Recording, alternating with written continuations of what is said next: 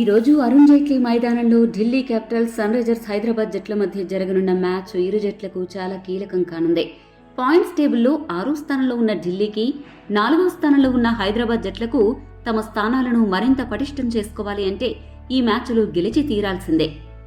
ఇక ఈ రోజు మ్యాచ్లో హైదరాబాద్ జట్టు గెలిస్తే మాత్రం కొన్ని కీలక మార్పులు చోటు చేసుకున్నాయి.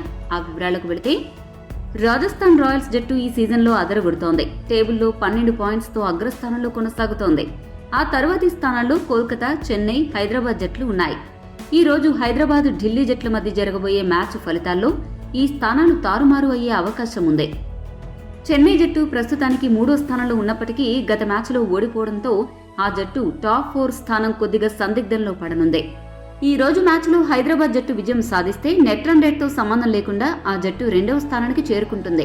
ఇక కోల్కతా 3వ స్థానానికి, చెన్నై 4వ స్థానానికి పడిపోతాయి.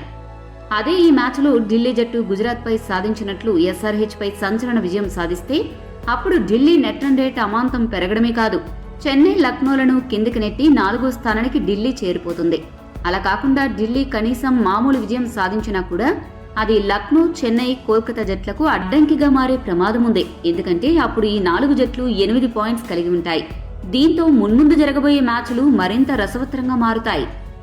ఏది ఏమైనా రాజస్థాన్, హైదరాబాద్ జట్లు మాత్రం టాప్ 2లో ఉండడం పక్కాగా కనపడుతోంది.